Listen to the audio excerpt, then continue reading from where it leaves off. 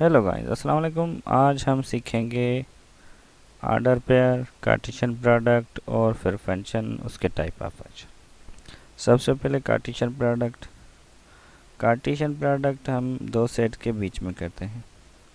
अगर ए हमारा सेट है 1 2 3 और बी हमारा सेट है ए बी, तो इनकी कार्टेशियन प्रोडक्ट क्या होगी?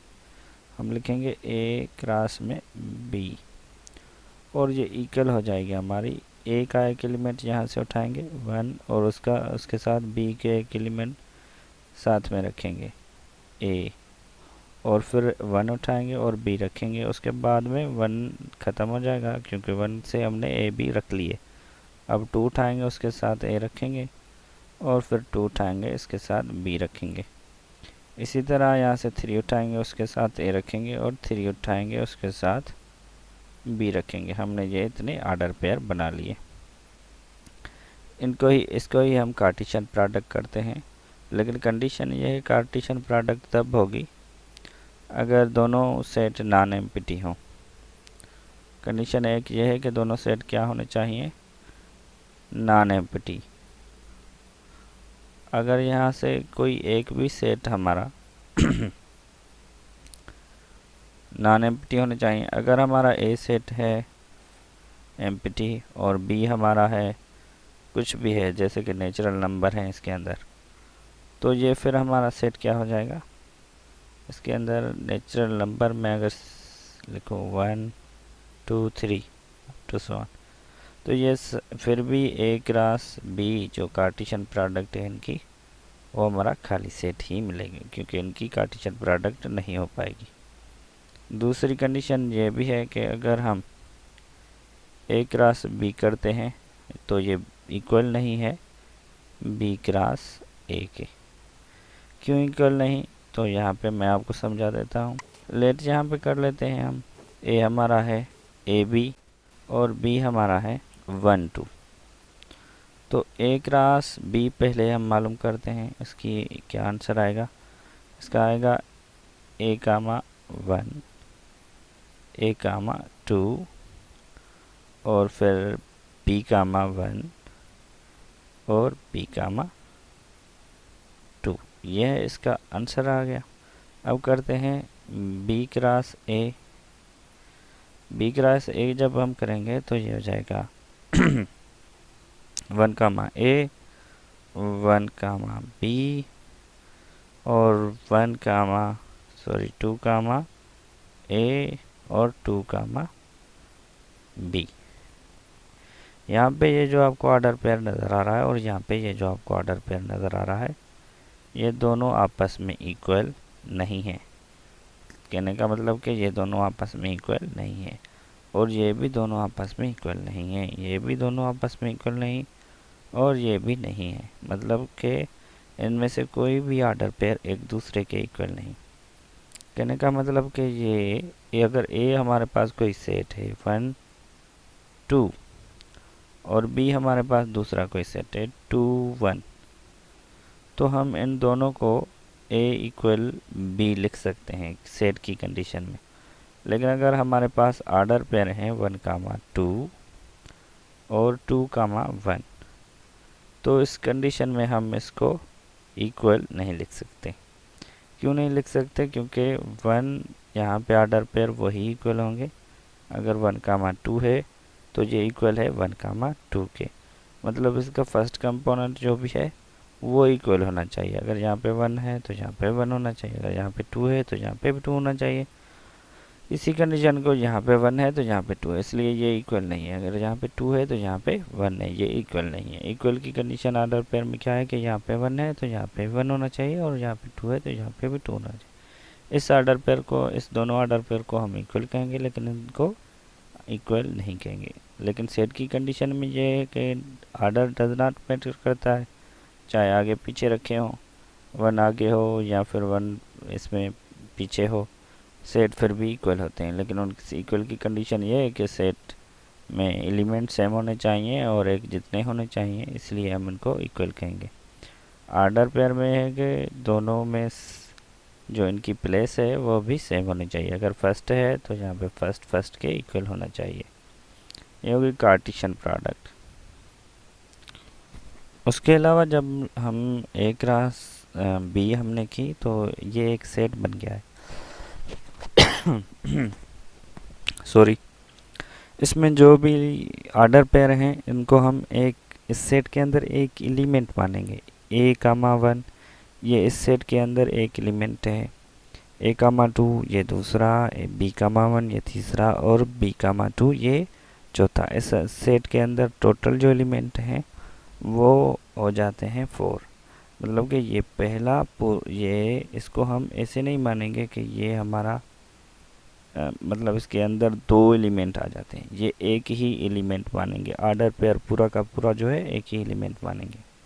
तो इसी कंडीशन को मद्देनज़र रखते हुए अगर set if elements of set A equal है, अगर एलिमेंट सेट के अंदर हैं m और एलिमेंट्स सेट बी के अंदर जो हैं वो है n, तो इनका जब हम कार्टेशियन प्रोडक्ट करेंगे ए क्रॉस बी तो इनके अंदर कितने एलिमेंट मतलब ऑर्डर पेयर में कितने एलिमेंट बन जाएंगे, तो वो बन जाएंगे mn, वो बन जाएंगे हमारे mn। यहाँ पे अगर मैं इसको कोई नंबर का नाम दे दूँ, मतलब कि ए के अंदर एलिमेंट हैं 5 और बी के एलिमेंट हैं अंदर 3, तो ए क्रॉस बी के अंदर जो ऑर्डर पेयर में एलिमेंट बनेंगे वो कितने बन जाएंगे, वो हमारे बन जाएंगे 3 मल्टीप्लाई 5 मल्टीप्लाई 3। ए क्रॉस बी के अंदर जो ऑर्डर पेयर में एलिमेंट बनेंगे वो 15 बन जाएंगे। सही है, चलो सही। अब आ जाते हैं हम बाइनरी रिलेशन पे कि बाइनरी रिलेशन क्या है।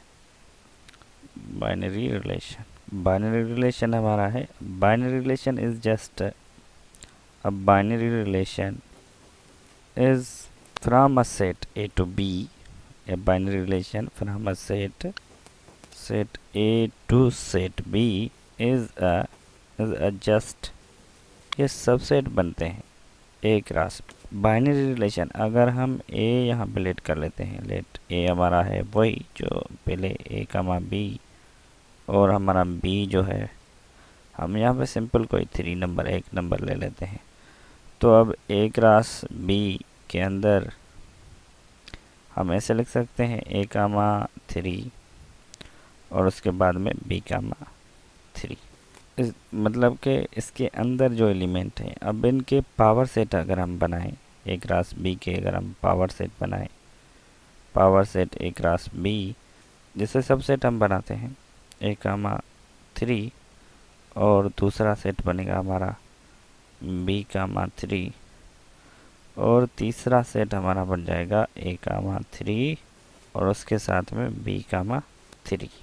हमने पावर सेट ऐसे बनाने हैं कि जैसे ये लेट सपोज एक एलिमेंट है, ये पूरा का पूरा एक एलिमेंट है और ये पूरा का पूरा एक एलिमेंट है। अगर 2 एलिमेंट होंगे तो ऑर्डर पेयर कितने मतलब इसके सबसेट कितने बनेंगे, 4 बनेंगे। तो यहाँ पे हमें 4 नज़र आ रहे हैं, एक ये है सबसेट, दूसरा ये और तीसरा ये और चौथा ये, मतलब 4 सबसेट बनेंगे। अब इनको हम बाइनरी रिलेशन कह सकते हैं।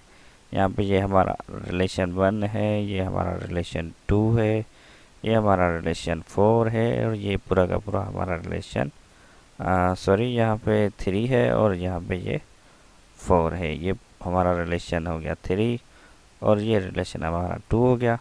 ये भी एक रिलेशन है, मतलब ये सबसेट हैं ए क्रॉस बी के, मतलब पावर सेट जो भी होते हैं उनको हम सबसेट कहते हैं। जितने भी बनेंगे वो पूरे के पूरे बाइनरी रिलेशन कहलाएंगे। उसके बाद अगर हमारे पास ये बाइनरी रिलेशन, खैर मैंने बात कर ली है डोमेन और रेंज की, लेकिन फिर दोबारा मैं बात कर रहा हूँ कि डोमेन अगर हमारे पास और रेंज क्या है। यहाँ पे जो एक एलिमेंट है हमारे ए कामा बी, तो ये हमारे डोमेन कहलाएंगे। ये क्या कहलाएंगे, डोमेन। और रेंज में हमारा एलिमेंट था 3, तो ये हमारा रेंज कहलाएगा। कहने का मतलब कि अगर हम इनकी ए क्रॉस बी करें तो ये हमारे कुछ ऐसे बन जाएंगे ए कामा 3 और उसके अलावा बी कामा 3। अब इसमें जो ये हमारा फर्स्ट कंपोनेंट है इसको कहते हैं हम डोमेन। जो भी हैं ऑर्डर पेयर में जितने भी हों इन सब को हम क्या कहेंगे कि ये हमारी डोमेन है, ये हमारी डोमेन और ये भी हमारी क्या है, डोमेन, और ये हमारी है रेंज। अब रेंज कुछ भी है, एक है, दो है, इनको हम पूरे पिछले जो एलिमेंट होंगे, सेकंड कंपोनेंट जो होगा उसको हम कहेंगे फर्स्ट कंपोनेंट। हमारा हमारा क्या कहलाएगा, फर्स्ट कंपोनेंट हम उसको कहेंगे डोमेन, और जो सेकंड कंपोनेंट है हमारा उसको हम कहेंगे रेंज। सेकंड कंपोनेंट हमारा हो गया रेंज। समझ में आ ही रहा होगा शायद, ये होगी हमारे रेंज। चलो ठीक है।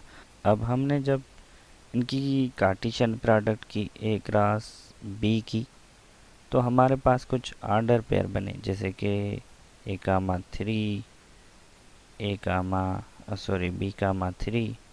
उसके अलावा अगर हम ए और बी के एलिमेंट बढ़ाएंगे तो इससे ज़्यादा ऑर्डर पेयर बनेंगे। तो इन सब ऑर्डर पेयर में से सारे के सारे फंक्शन नहीं होते। अब इनमें से कुछ जो होते हैं हमारे फंक्शन बन जाते हैं। तो फंक्शन की कंडीशन है, फंक्शन की डेफिनेशन क्या है, लेट, यहाँ पे दो सेट होने चाहिए, let a set A and a set B. यहाँ पे दो सेट है हमारे पास, let a set A and a set B, then there is a relation R, then there is a relation R। यहाँ पे एक रिलेशन तो नहीं, बहुत सारे रिलेशन है, लेकिन हमें कोई एक रिलेशन क्या है, फ्रॉम ए टू बी कोई रिलेशन बनेगा, और R is called a function, फिर उस रिलेशन को हम फंक्शन कहेंगे अगर वो हमारी ये कंडीशन सेटिस्फाई करेगा। कौन सी, एक ये कि डोमेन जो है इसकी, डोम आर है जो रिलेशन की, वो हमारा ए सेट होना चाहिए। अगर ए हमने आगे लिखा है तो फिर ए सेट, मतलब उसकी डोमेन में जो रिलेशन की डोमेन है उसमें ए के पूरे एलिमेंट आने चाहिए। अगर ए के अंदर हमारे पास एलिमेंट है 1 2 3, तो इसकी जो डोमेन है उसमें कोई भी एलिमेंट इसका फ्री नहीं रहना चाहिए, सारे के सारे एलिमेंट आने चाहिए। अगर ये हम सेट कोई रिलेशन हम लेते बी टू ए, तो फिर यहाँ पे हम डोमेन क्या कहते हैं कि डोमेन बी हो जाती। ए लाजमी नहीं है कि हमेशा आगे ही रहे, अगर हम ए क्रॉस बी करते हैं तो फिर हमारी डोमेन आर जो रिलेशन की डोमेन होगी फिर वो ए होगी। और अगर हम रिलेशन हम बनाते हैं बी टू ए, फिर हमारी जो ये है डोमेन हमारी बी बन जाएगी, जो आगे सेट होगा उसको ही हम डोमेन कहेंगे। एक कंडीशन तो ये है कि वो उसकी डोमेन के जो एलिमेंट हैं वो सारे के सारे डोमेन में आने चाहिए। ये फंक्शन की कंडीशन एक हो गई। दूसरी कंडीशन, और दूसरी कंडीशन हमारे पास क्या होना चाहिए फंक्शन की, कि एवरी एलिमेंट